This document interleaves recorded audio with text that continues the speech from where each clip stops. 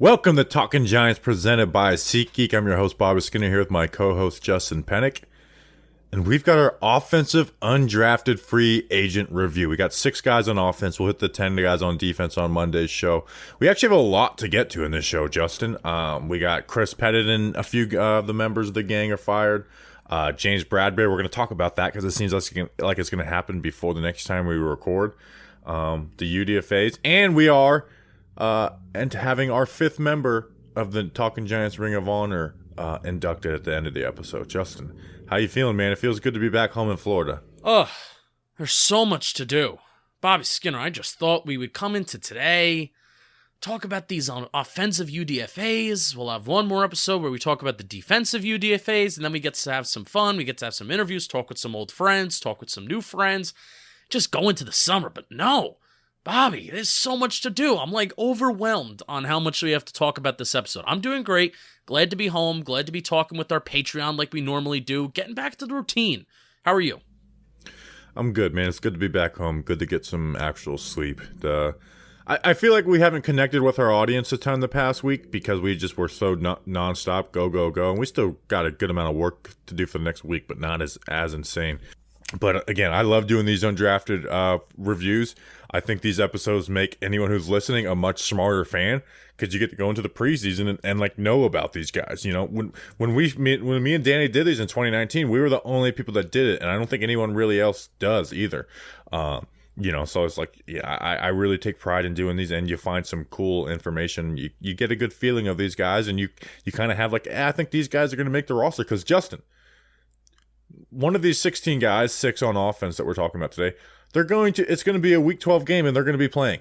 They're going to be playing important reps for the New York Giants, so I do think it's important to kind of get to know these guys and what to expect out of them. How many were UDFAs last year, Bobby? How many did we sign? Well, we only had 3 last year, and Raymond Johnson made the 53-man roster. And it's funny, we said at the most stacked position on the roster, which was defensive tackle. And we did say that, hey, during that, I think we only had 1 UDFA episode last year. Didn't even have enough to split it up into offensive or defensive. And we said Raymond Johnson's good. Or, I really liked him. Raymond Johnson's good. He's probably going to make this roster. And then lo and behold, he did. So tune in. It's going to be a lot of fun. Hang on tight. All right. All right, Justin, before we get into that, this episode was brought to you by some special members who we did ignore last week. We didn't announce them. They're Jack. Just simple Jack. This head movie makes his eyes rain. Luke Paquetti. Adam Present, or Present. Thank you. Chris Butler. He's actually not a butler, but his family, when the 1800s they were butlers. Mm-hmm. Aaron Parker. Peter Parker, Mark Massera, friend of the show. He's does some hunting content. He's a good dude. Wow. Chris Anorne. When the moon hits your eye like a big pizza pie, that's Chris Anorne. That's Morne. DH Amin. What do you think DH stands for? Designated hitter.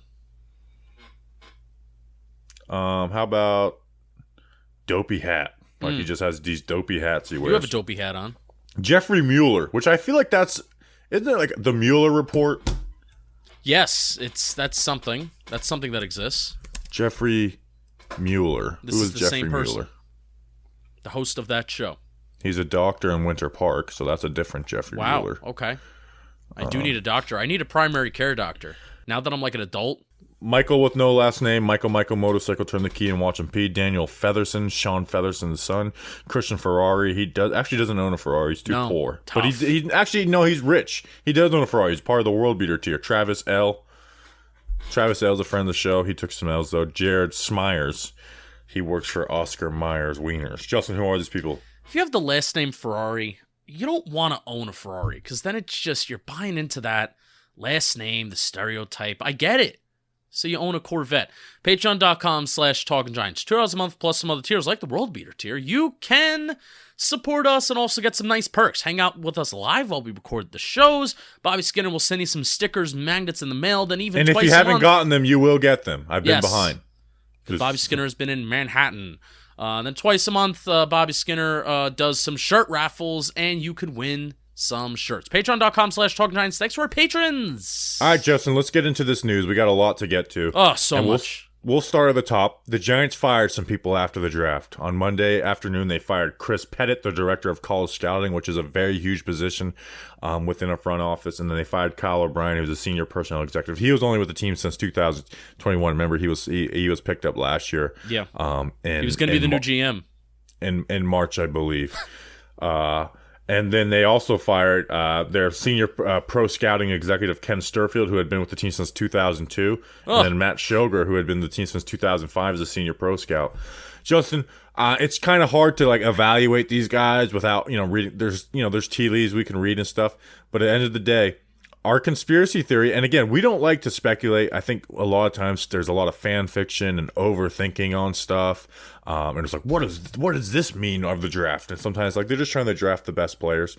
But it really did seem like Joe Schoen relied on his experience from Buffalo, his time scouting and stuff from the Buffalo, and his coaches, and just his in-person experiences with this draft class. We had that conspiracy theory on Monday. And we said it'd be proved true if we see some firings this week, and we got those. And I think it really does hold water that Joe Schoen didn't trust Chris Pettit in this, and obviously it didn't make sense to fire him in January when Joe Schoen was hired, but he did not trust people in this building. And that sucks. And that sucks for Schoen, right? The fact that he has to come in here, and we talked about when Schoen was hired about just the behind the scenes things that he had to do with technology in the building and probably the language that he speaks about, whether it's equipment, data used, whatever, with all these people that have literally been here since before Eli Manning was quarterback, or Eli Manning's rookie year. That's when Chris Pettit joined the organization, was 2004. All these people that have been here, and they're dinosaurs. And it's not even exaggerating. I'm not even being a sour fan. These people are dinosaurs that have been here for 2 decades plus. And Joe Schoen comes in here speaking a certain kind of language, probably data-driven, and they don't know it. So that sucks for him. And it also makes me feel a little uneasy just about this draft class in general, because it's not even his fault. It's just, he doesn't have reliable people to give him reliable information. So it makes me concerned about this draft class and the process, even though, hey, we're looking at these players, we're breaking down these players, we're feeling solid about them. There's athletic upside and whatnot. But also think about it like this too, Bobby.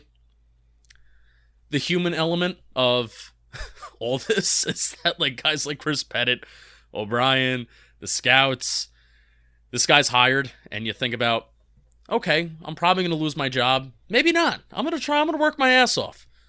Less than 48 hours after your biggest event of the year, you get canned. It's just that's tough. It's tough, man.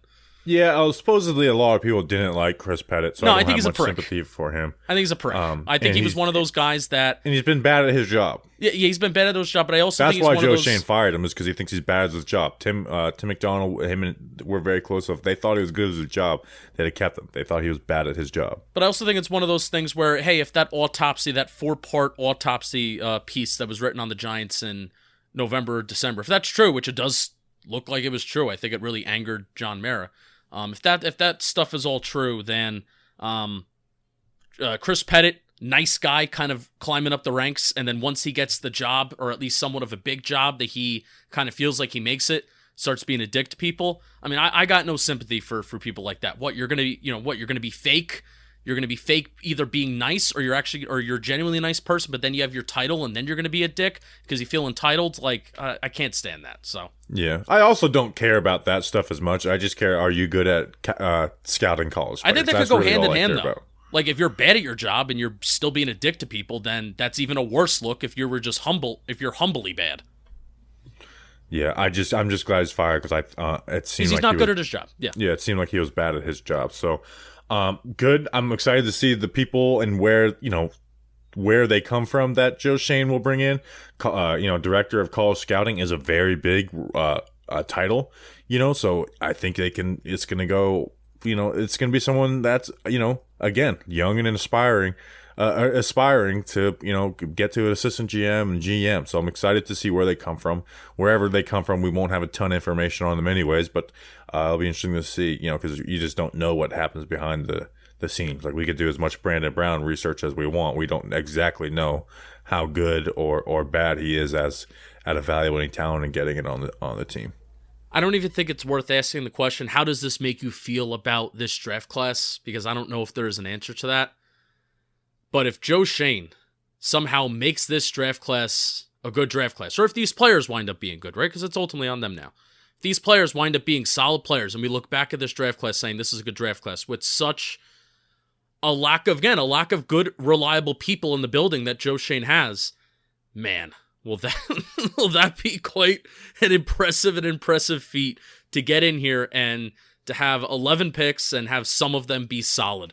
Will that be such a positive mark on Joe Schoen's resume? And just wait till he hopefully can get some good people in here. But until then, until we know the answer about how these guys kind of play, I am worried about that. I am worried about the lack of reliable information and the lack of reliable people that are in the building. I am worried about that.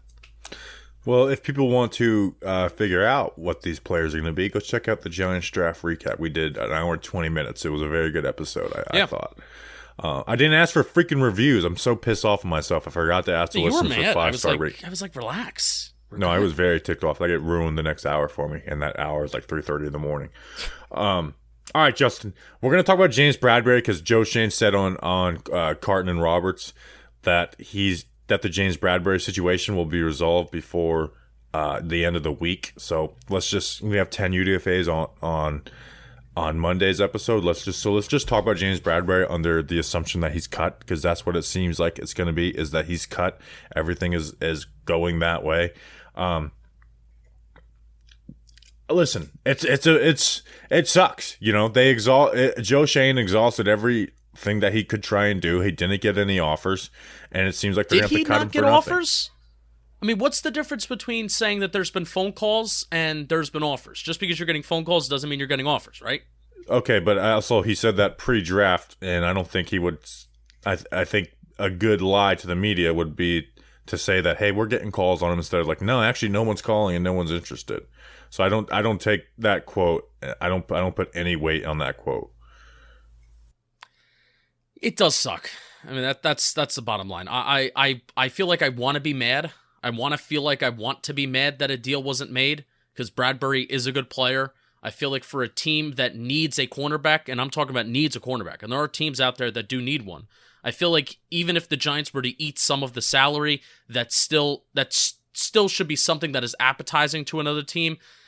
I want to be mad at the fact that he wasn't dealt, and if he is just going to be released, that's really going to suck. Like, it's really going to suck, especially when you look at the Giants' depth chart right now at their cornerback spot. Which I do want to look at. But I feel like I would just be searching for a reason to get mad and not being reasonable. Well, it's just, I mean, what else could he have done? Now, here's where, if you want to really get into it, is like, well, why are we keeping Saquon's cap on the roster? That's part of it, yes. Well, like, James Bradberry would be much more important to future success or this year's success than James Bradberry. Yes, like that's part of it for me. I think that's a very valid point. But again, I just want to look at it, and again, it sounds good. We're nice and young right now, but in this season, cornerback's a huge issue. Yes. Dory Jackson's your cornerback one, which isn't a problem. You know, it's not the best situation, but it's not a problem. He was great last year. He played cornerback one and done all right in Tennessee. I think he's going to fit Wink very well, too. Yeah, but at the same time, Adoree Jackson doesn't play full seasons. So when he goes down, it's a mess. But when he's even in there, it's a mess. You have the last 3 years they drafted slot corners in Darnay, Aaron Robinson, and Cordell Flott.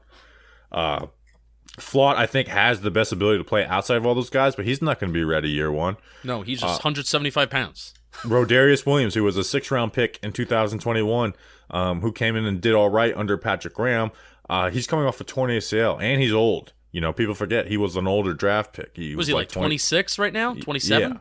Yeah. Jaron Williams, that's it for the corners. And then right now we only have 3 safeties on the roster too. You know, we have Xavier McKinney, Julian Love, and Dane Belton. Those are the only 3 safeties on the roster. So this secondary is going to suck this year. Just brace for it. Remember that, you know, it's part of a rebuild, because I do kind of feel bad for Wink Martindale that he's coming to this team. And at least for the first year, it's going to suck. And fans will not be reasonable no matter what, looking at this situation. So it just sucks that they're in this situation. It sucks that they wasted money on, you know, a Devontae Booker with $1 million guaranteed here, Kyle Rudolph, all those little contracts. You know, those guarantees are hurting this team now, and you're going to have a really, really bad secondary. It's not Joe Strain's fault. It's the previous regime's fault, right? The one, point that you can point to is, well, why cut Logan Ryan? That's something that you can point to. Yeah, that still doesn't make sense to this day. Because especially you're going to have that. I don't care how much of a not a scheme fit, which again I don't agree at that point. I guarantee it's a better scheme fit than Dane Belton right now. Yep, I agree. You're going to have Dane Belton, give up a touchdown, and hey, Logan Ryan's not great, but I'd rather have him give up a touchdown because he's probably going to do it less often than Dane Belton, rookie, late day 3 pick. Right. All right, Justin. We're going to get into these offensive UDFAs, but first, Justin, this episode is brought to you by SeatGeek. Live events are back, which means you can get $20 off tickets at SeatGeek with promo code GIANTS. If you don't know what SeatGeek is, one, figure it the hell out. They're a ticketing app that makes buying tickets super simple. We've got the apps on our phones. I use them all the time. We use them for the NASCAR race coming up. I mean, it's football, concerts, basketball, baseball, festivals, hockey. You can watch the Rangers lose. Playoffs. I just don't care. If the Devils aren't in the playoffs, I don't care enough to trash talk hockey fans.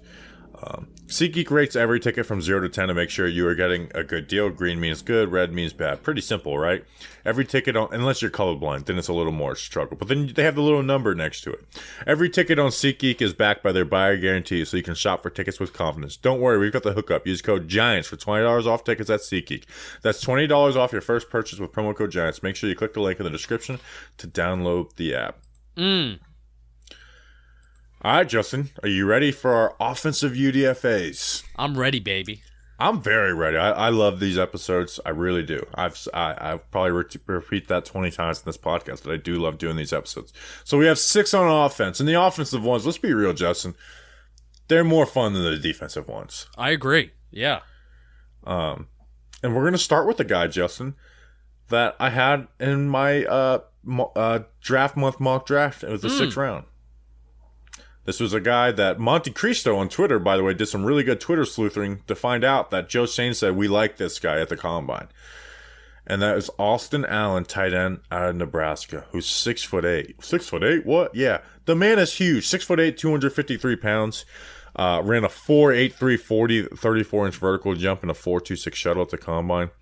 This past year for Nebraska, he had 600 yards on 38 catches. Justin, I think he has a huge frame. I don't think. He has a huge frame, and he knows how to use it.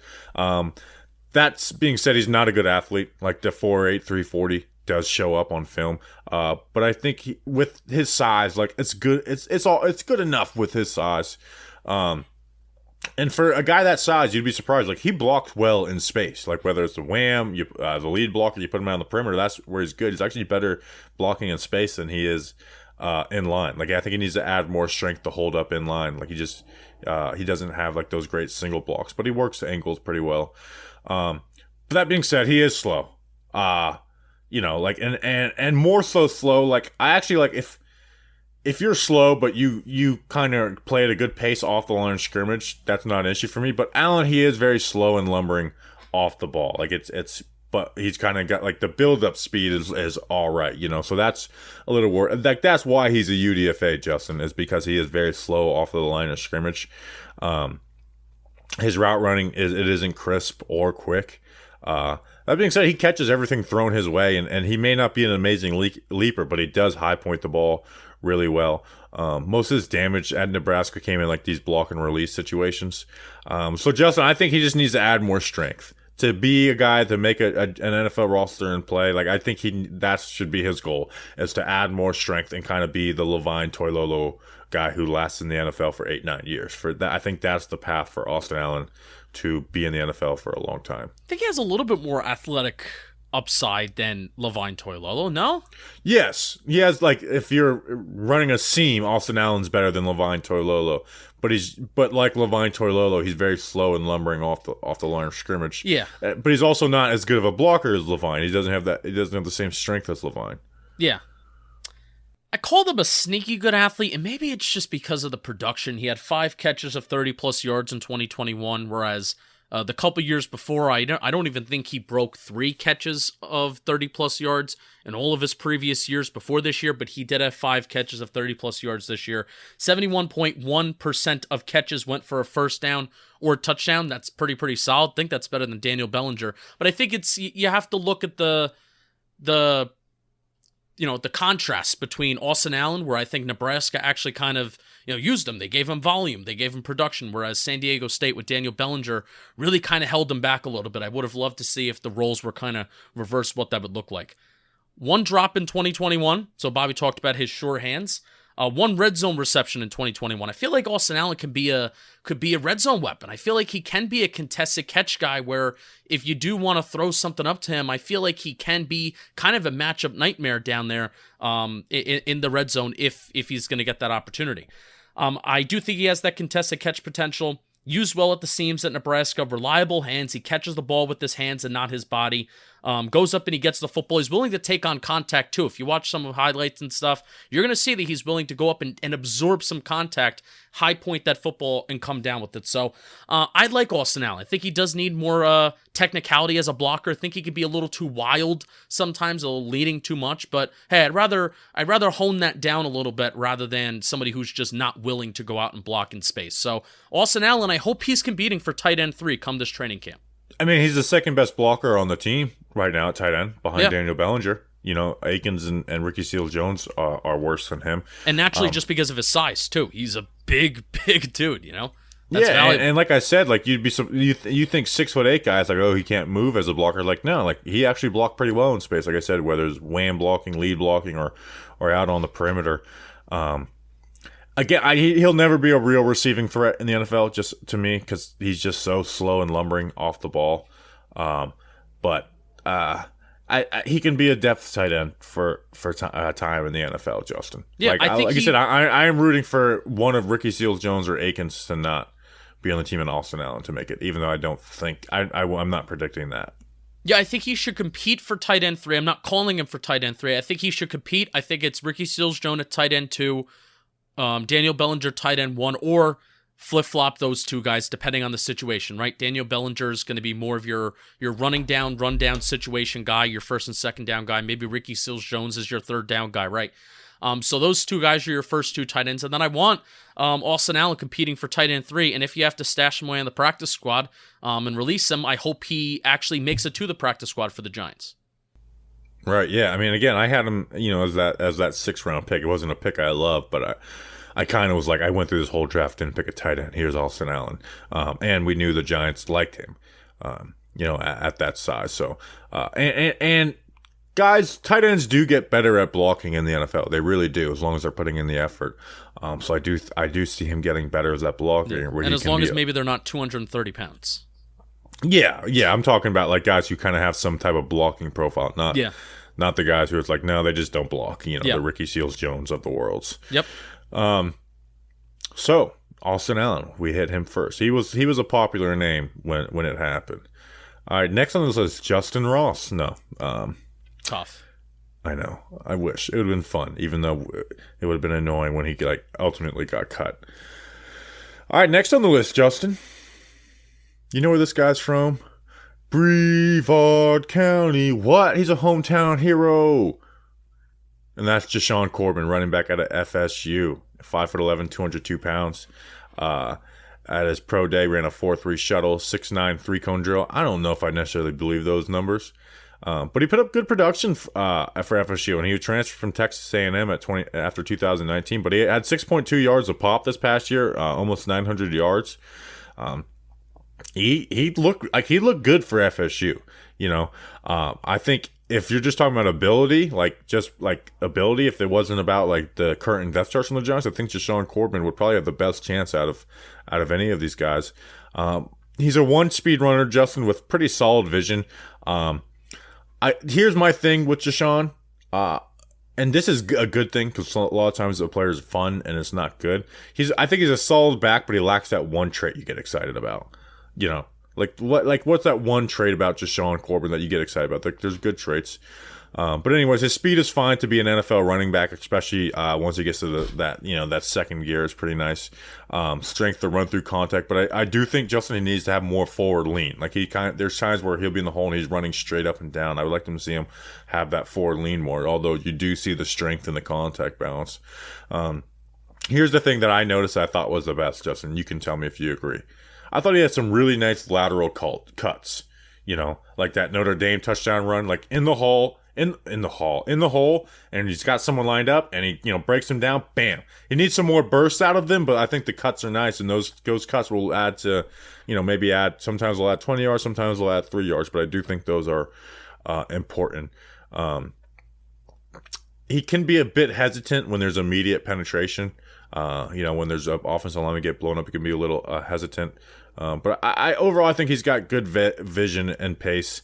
He'll bounce when he has the opportunity. He actually had some route running experience at wide receiver at FSU. Not great, but they did line up at wide. In fact, both Kyle Hamilton's interceptions versus FSU, Corbin was targeted on both. The first one, he was wide open, and it wasn't his fault. It was the bad quarterback's fault. The second one, he ran a post corner, and it was a bad route, and Kyle Hamilton played it really good. But he did have a few drops on screens that I saw. And he lost his footing a couple times. I don't know if you noticed that. But Justin, and I think he blocks well. There's one play versus Clemson, he got blown up, but I do think he blocks well. Justin, with his ability and the state of the roster for Giants RB3, hell, even RB2, when you think about it, how much do they love Matt Breida, even though I think he's clearly ahead of all the other guys.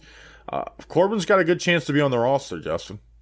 If they want to implement more outside zone stuff, I don't know if Corbin's going to really fit that. I mean, he's patient, so I guess that's a plus, and I think Corbin's going to be the kind of back where Wayne Gallman type of stats. I'm not going to call him a Wayne Gallman type of runner, but a guy that you're basically going to be looking to get 3 to 5 yards. 3 to 5 yards. And if you pop something off, and if something pops off, then hey, it'll go for 20, 25 yards. I don't know if he has that long speed to really break a run. However, though, I mean, he did have 2 of the longest runs in the ACC this year. It was that 75-yarder and that 89-yarder against Notre Dame.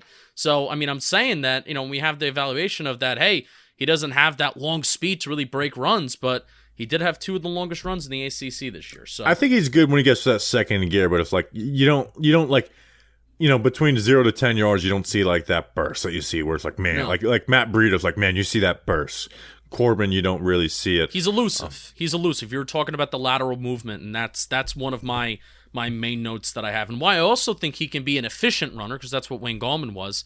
He's always falling forward, and he's always battling and churning his legs after he gets hit and after contact. Right. So that's huge. And there's two set of plays that I want to talk about, Bobby, and it's both against Notre Dame.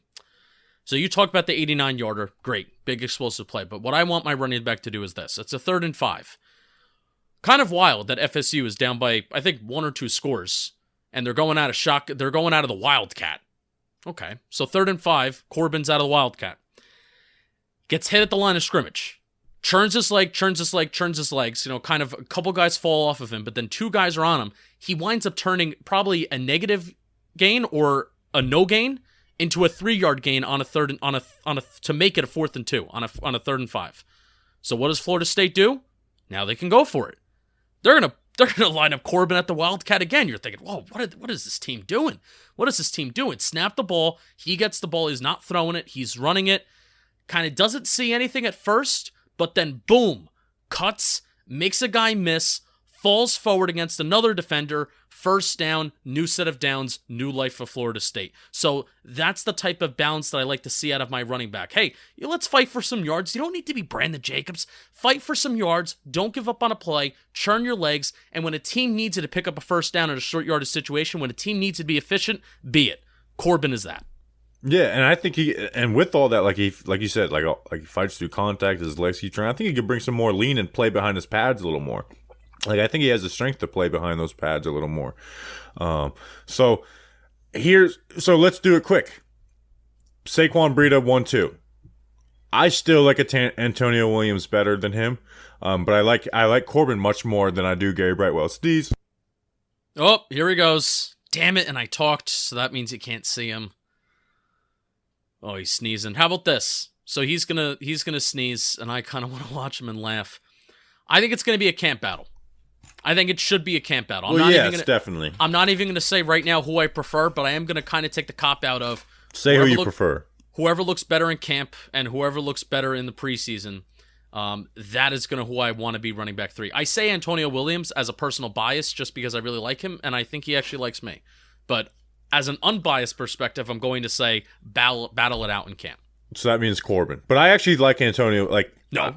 I think Antonio Williams, I think a little better. But if it's close, you go Corbin because he's younger. Yeah. Yeah. So if it's close, you go Corbin. But I like Antonio Williams more than him at the moment. If we were doing the 2019 Bills UDFA offense, I think we'd be really excited about Antonio Williams. More so than Corbin. Williams. I mean, I do like him, like running wise. I'm not just talking about the fact that he's tweeted at you. No, he DM'd me. He said, "Hey, my account's hacked. Can you let everybody know?" I'm like, "Yeah, sure." You just got hacked there. All right, Justin. Next on this list, and this guy I think has the best opportunity to play, to be on the Giants because of the position he plays, which is the H-back, the fullback tight end hybrid out of Oklahoma, Boomer Sooner. Jeremiah Hall, 6'1", 239 pounds.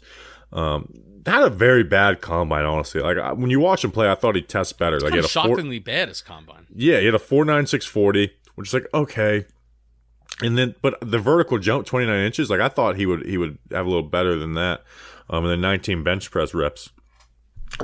He played that H-back role for the for the Sooners, where they use him out, they split him out wide at times, they put him at fullback in line. He's an H-back, that's what an H-back is, and that's the role the Giants are looking for. And he plays with a high motor. So his testing was bad, but I think he's a better athlete than what the testing assessed, So I don't give me his relative athletic score because I think he's a better athlete than what the testing says. Bobby versus relative athletic scores. Sheesh. It's a rivalry unlike any other in sports right now. That being said, so we're talking about him as that fullback tight end role. He doesn't have the overwhelming strength or explosion that you would want. And he can. I thought I was going to like him a lot more after watching the film, to be honest, Justin. And he can be too hesitant as a lead blocker when it's not clear. If it's not a clear path of what he's doing, he can be a little hesitant, and his feet will stop, and he'll brace for contact. Sometimes as a lead blocker instead of exploding through.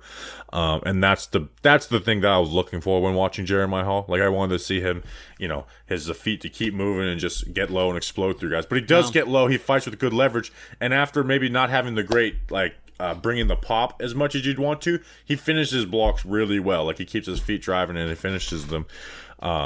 He seems like he's one of these guys that is looking to transition to fullback and was kind of a pass catcher weapon out of college versus the other way around. He was not a fullback at Oklahoma. Yeah. I mean, he was kind of a decent route runner for them. Yeah, he was. When you see his position, I kind of liked him as a route runner. And then they used him out of the backfield a bit, and he was like a bowling ball with the ball in his hands.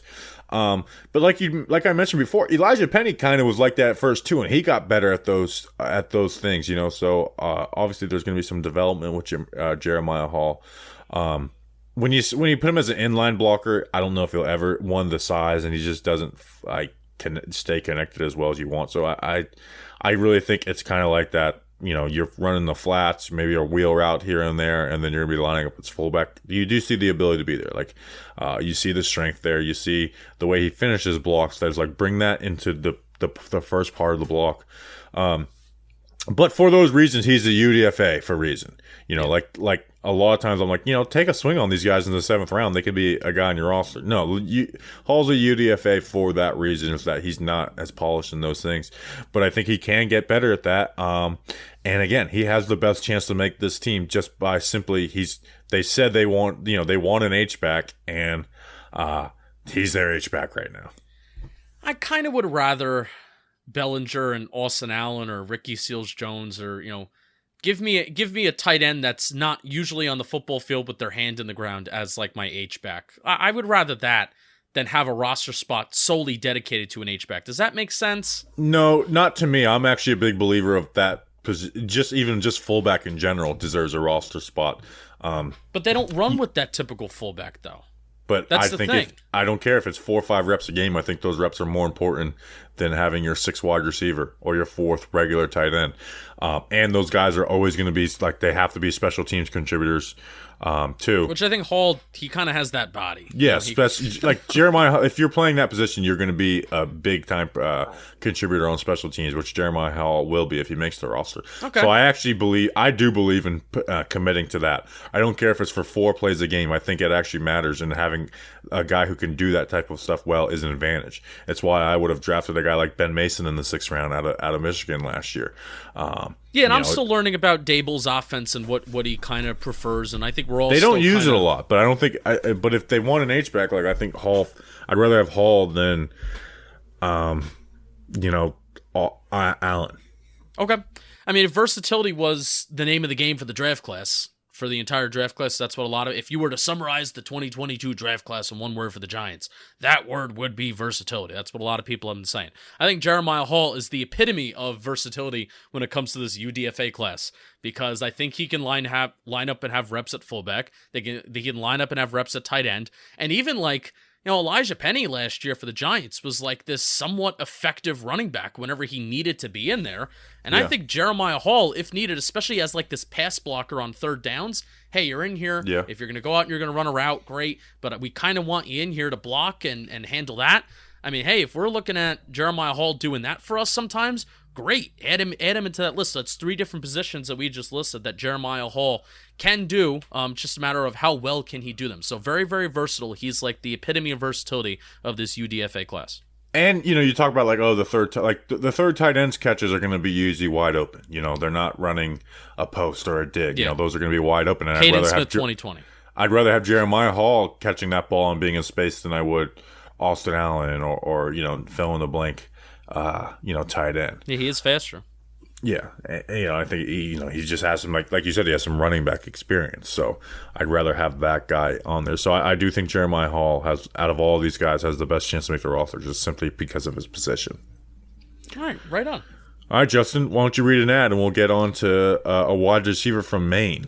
Yeah, so slide into stacks of cash this baseball season with DraftKings Sportsbook, an official sports betting partner of Major League Baseball. New customers can bet just $5 on any team to win and get $150 in free bets, no matter what, win or lose. Looking to turn a small bet into a big payday during MLB season? With DraftKings same-game parlays, you can do just that. Create your own parlay by combining multiple bets like which team will win, how many bases will be stolen, total runs, and more. It's your shot at an even bigger payout. DraftKings is safe, secure, reliable. Best of all, you can deposit and withdraw your cash whenever you want. Did you find a way to gamble when you were in New York, or did that not work out for you? Yeah, I figured it out. Oh, good. That's great. Very happy I won $1 million. Did you win?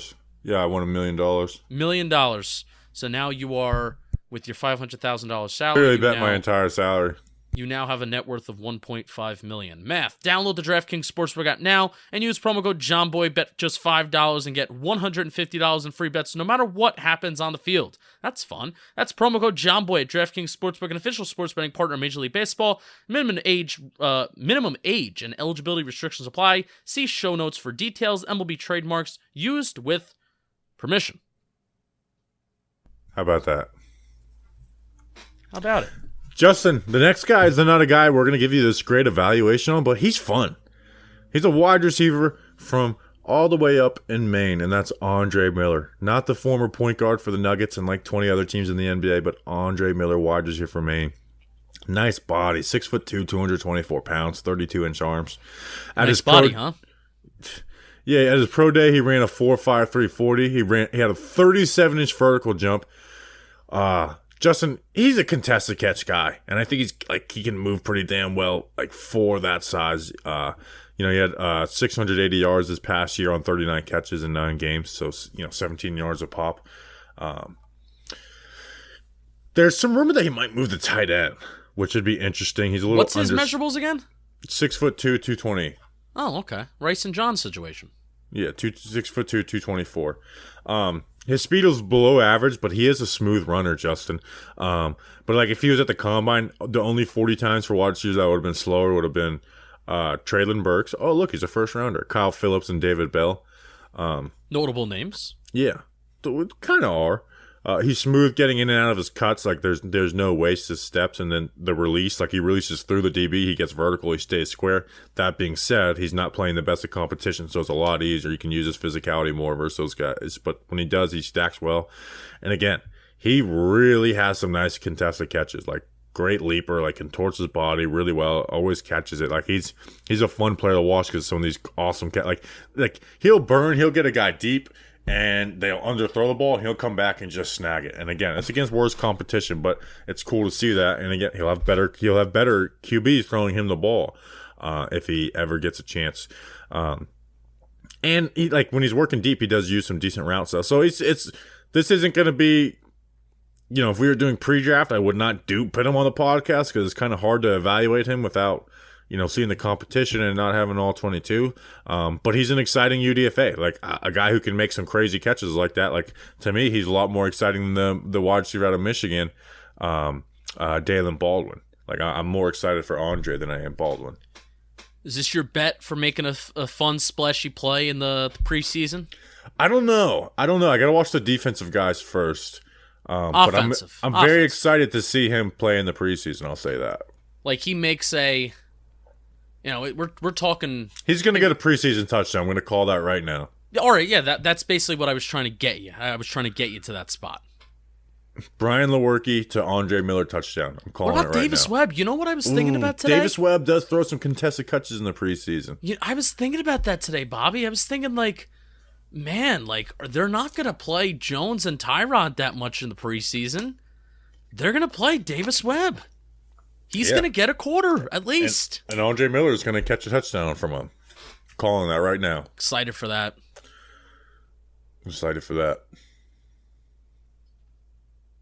Are you excited for Andre Miller? Yeah, he caught a ball against the bush. Yeah, that was pretty funny. He fell into the bushes after. But, I mean, I'm telling you, man, like, you go watch it, and not just, you could go watch his highlight film, and you'll see it, too.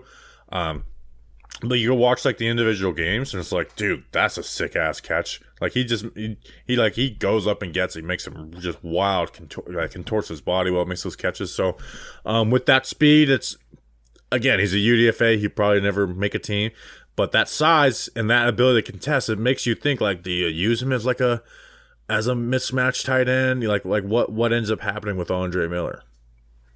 We shall see. Excited for preseason. Excited for camp. I very am excited for Andre. You always fall in love with the small school guys for preseason. All right, next on the list, offensive line. Josh Rivas out of Kansas State, 6'6", 320 pounds. I don't know if those numbers are verified, but he did have a pro day where he was pretty bad. Ran a 5.3 vertical jump at 26 inches, 25 bench press reps. That was nice. 2-year starter at guard. I will say this: I like him more than Brett Heggie and Josh Burton, the UDFAs from last year. Yes. But again, we have I maybe liked Heggie a little bit more. But we have more depth. Heggie, there's some things Heggie does better. Heggie can move a little better. But Rivas. Are we asking do you want verification on measurables? Yeah, is he 6'6", 320? I have 6'5", 330. Okay. Then 6'5", 330. Yep. So my note says very athletic, but I meant to say very unathletic. So I almost read that. He's very unathletic. His foot speed is very slow and lumbering. But he's strong, and I think he has somewhat solid technique. His stance for one is very wide, so that means his feet stay wide. There's no crossover in the pass pro. And again, I think he does have a strong wide base and even stronger hands. That being said, in the past, his hands, like a lot of guys, his hands come in low and hooking instead of punching and shooting. But he has that ability to bench press guys and keep guys out of his chest. He torques guys well with his hands. The way people fell in love with Luke Fortner out of Kentucky. I think Josh Rivas can do just that type of stuff. And his hand placement is mostly pretty good once he gets there and with decent reworking. In the run game, he has the first steps are solid, but they're slow. And the punch is nice too, but he's just very slow out of his stance. So if you're running wide zone, like he'll kind of work his hips and work his hands, but guys are just getting in his chest because he gets off the ball slow. And he plays very upright too, I think. Yeah, and he just doesn't, because he's slow, he's not able to bring that pop in the run game. But that being said, when he's working to the second level or pulling, like he actually, I say the word patience, but it may just be slow, but he kind of lands well. It's effective. It's effective is the best way to describe it. Again, he's got very slow, lumbering feet. Doesn't look great. So he's most likely going to be cut and not make the roster, especially with a lot of the depth the Giants added. But there are go watch this game versus Iowa State, and you're like, this is good film, But you just see the athleticism is an issue. Yeah, I think his best trait is kind of just turning his body, and his ass is facing a ball carrier. And there's a lot of times... he torques guys really well. There's a lot of times where, he's not dominating it, but he's not kicking anybody's ass, unless it's a down block. If it's a down block, he'll take guys for a ride when he kind of gets to lean, and when he doesn't look small. Like, he looks like he's big as shit. Yeah, he's a big guy, so when he can kind of get leaning on guys and on those down blocks, he takes guys for a ride. But so do a lot of offensive linemen kind of benefit from that. But I do think even on those non-down blocks, it's just, hey, I'm just gonna have my ass facing the ball carrier, and a lot of times you see that ball carrier run by, and they're big gains. They're big gains, and he's effective in how he does that. So it's not sexy, but it's effective, and I think that's the best way to kind of describe this guy as a player. It doesn't look great. It's not very athletic, but he's effective. So. Yeah, he has good game film. It's just, again, that athleticism issue is very big. Yep. And will get you in trouble in the NFL. All right, last on the offensive UDFAs of 2022, wide receiver out of Michigan, Dalen Baldwin, 6'1", 218 pounds. Bad pro day. Ran a 4.65 40, which would have been the second slowest out of all wide receivers. I have 4.7. That might have been his low, but again, this is what happens. Sucks about pro days. You don't get official numbers.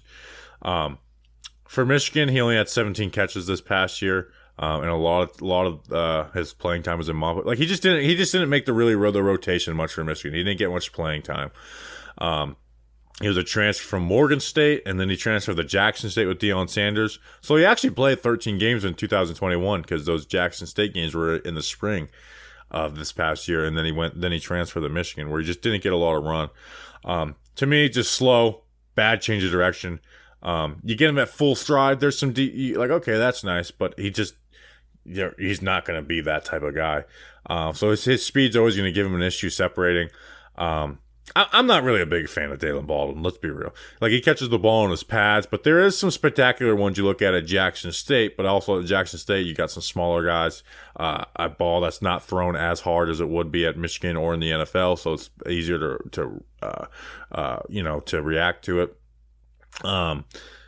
On his releases, they're not consistent, and he gets pushed out towards the sideline. He's not able to stay vertical. Has some really nice ones though too. There's some really nice releases that embarrass corners.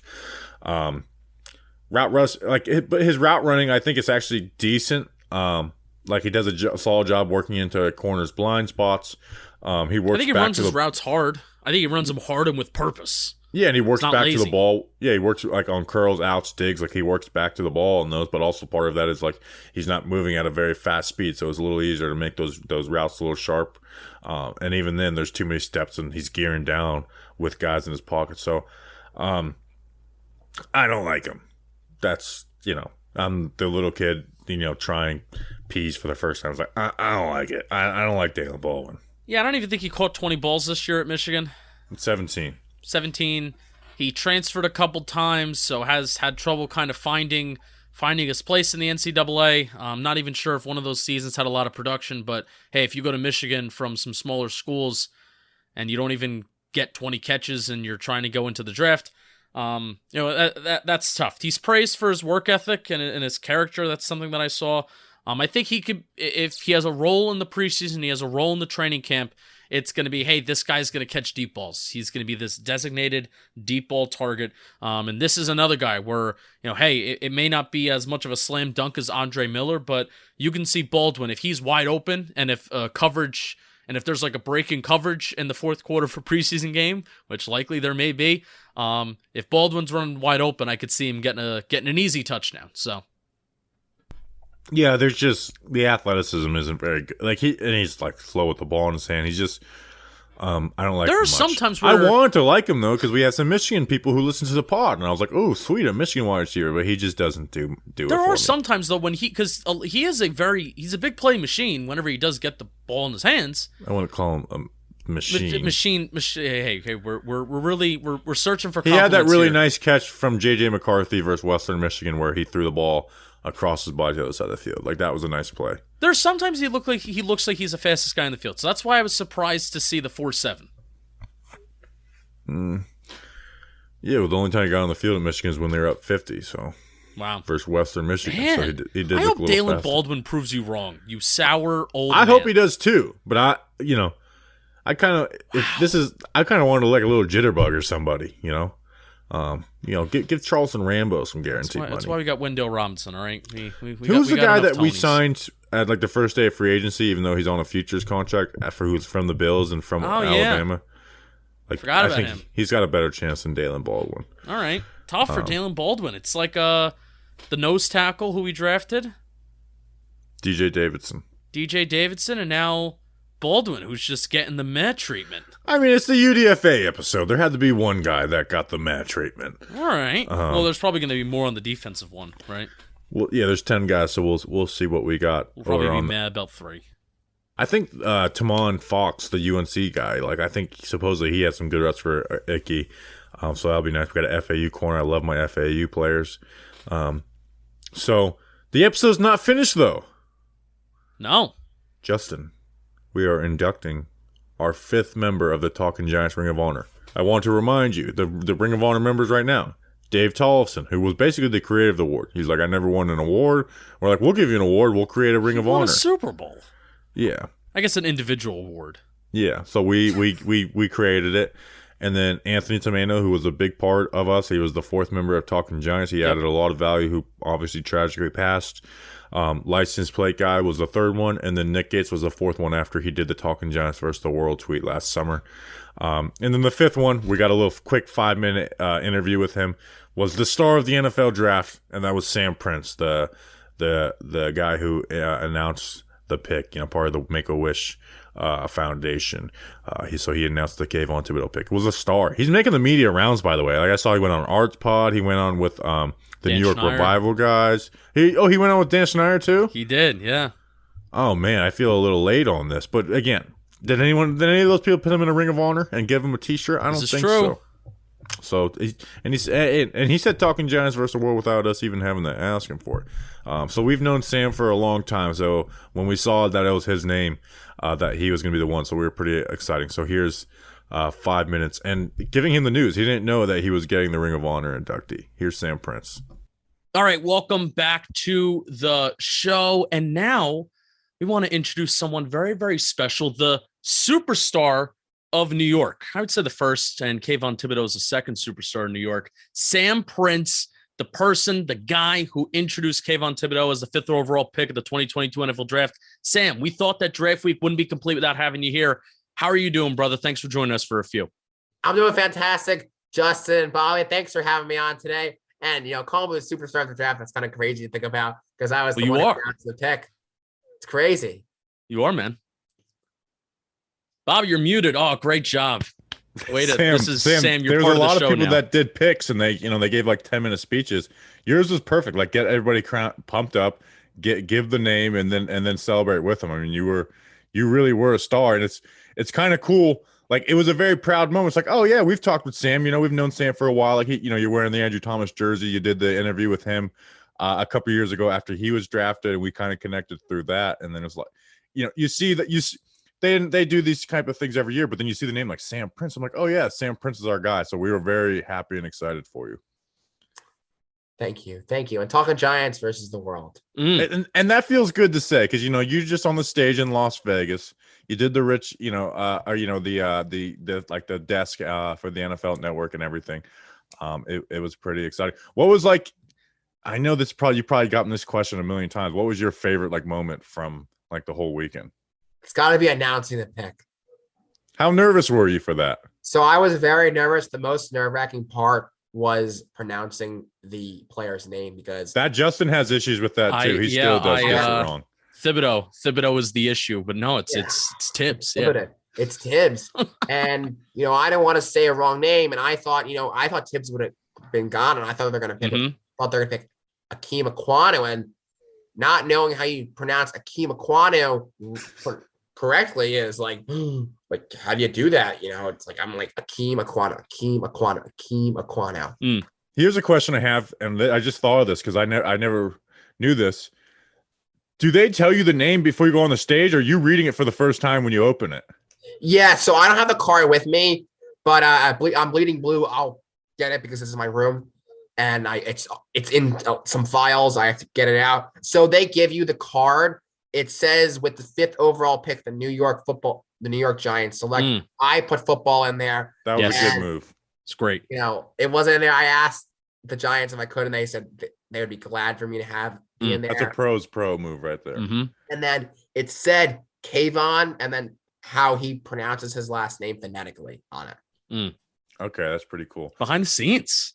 Yeah, I've always wondered that. I was like, are these guys like Darius Slayton did it last year, and I was like, man, it'd be awkward for Darius Slayton if he had like to announce a wide receiver or something. But the real reason we brought you on today, and you're going to go on Bleeding Blue and do a full interview with them next week with Justin and Snacks, is we had Dave Tollefson on the show a couple years ago, and he talked about he just mentioned we don't have an award, and we're like, you know what, we're gonna make up the Talkin Giants Ring of Honor for Dave Tollefson. So we just made it, and then we had a member of our team, Anthony Tomeno, who he was really important to us. He was like a brother, and he passed away, and so he was the second one. And then license plate guy has always been supported. He was a third. Last year, Nick Gates tweeted "Talking Giants versus the World" after he came on the show with us. He became the 4th member.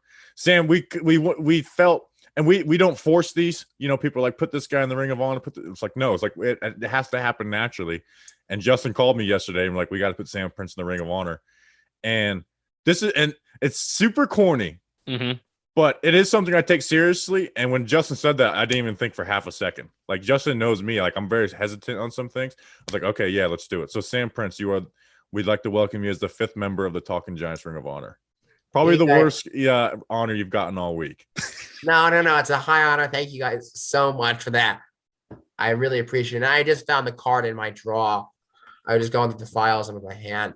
And this is actually the file. I know this is a little off topic. I really appreciate it. Oh, no, I like it. So we got right here with the 5th pick in the 2022 draft, the New York Giants select Kayvon Thibodeau. See, that's how he pronounces it, spells. And then right here is the phonetically and defensive end Oregon. And then it's Roger Goodell's signature right there. Boom. Right on. Boom. Sam, this is the last thing. What's your favorite number? Because we're going to make a Ring of Honor shirt, and we do your name and number on the back. My favorite number is 14. 14. Any reasoning behind that? Yeah, that is. Sorry, I coughed a little bit. Yeah, that's the day I got my heart transplant. Oh, okay. Didn't know that. So that is a special. So you're doing well. Everything's going well. We'll close it out here in a second, but you're doing well with everything. Everything's fantastic. I'm on cloud 9. Well, Sam, we appreciate you. You'll do a full interview where you can share a little more on Bleeding Blue next week. But and we know you're like the busiest man in media right now. Actually, last second, what's the name of your podcast so people can go check it out? My podcast is called Prince on the Pod. And after I've done my homework tonight, we'll air a recording. I am doing my own experience firsthand, little 15, 20 minutes, talk about my experience and what this whole process was like for me. Right on. Well, links are in the description. Yeah. All right, we'll put the links for everything. Sam, we really do appreciate you coming on and being the 5th member of the Talking Giants Ring of Honor. Thank you. All right. Thank you, Sam Prince. That was pretty cool. I'm very happy for him. Definitely the most important thing that's happened to him in the last week was definitely being a Talking Giants Ring of Honor member. I kind of want to ask him. So, yeah, we are going to be interviewing Sam Prince on Bleeding Blue this Monday. It's a separate show on podcast apps, and then it's a history show that we include on the Talkin Giants YouTube as well. So we're going to have a full conversation with him on Monday. I kind of want to ask him, where do we rank on the hierarchy of people, talking with us? Where do we rank on the hierarchy of people that you've talked with the last week? I'm going to make him rank those people. Yeah. Well, we'll just go like, all right, let's go. Well, let's just look at the podcast charts and see which one that you've been on. Like, oh, the top, there's us. Does like, Eli Manning have a top 10 show in the country right now? No. We're bigger than Eli Manning. We're bigger stars than Eli. Even though I have Eli's jersey. Eli I didn't realize he'd be such a hot commodity for all these people. Well, he should. He is an absolute superstar. Like, he will forever be associated with, hopefully, if the Giants do turn this thing around, which they have faith that they do, right? If the Giants turn this thing around, that 5th pick is going to be the start of it all, man. It is going to be the start of it all. And having that moment with hopefully a superstar player, that moment's not the same. That moment is not the same if it's Evan Neal. It's not. It's not the same. I agree. But the fact maybe that it's that's why with they Kayvon, went Kayvon. the fact that it's with Kayvon and they had that moment together, we will hopefully look back at that moment and remember how happy we are that Sam is kind of like that manifestation of like us fans and how we feel. No doubt. I wanted to talk about London a little bit, but maybe that will come to pass. Excited. We'd like to go. We try to figure it out. So we appreciate you guys. Make sure to tune in to the defensive UDFA episode next week. And we're going to bring back a mailbag. I haven't done a mailbag in like over 2 months, so we'll do that next week as well. So we appreciate you guys. Enjoy a weekend. Like, seriously, enjoy the weekend. Relax. It's been a while since we've been able to relax during a weekend, even though I'll be grounding out defensive tackles from the Florida Gators UDFA film. But we appreciate you guys. We'll be back on Monday. Until then, let's go Big Blue.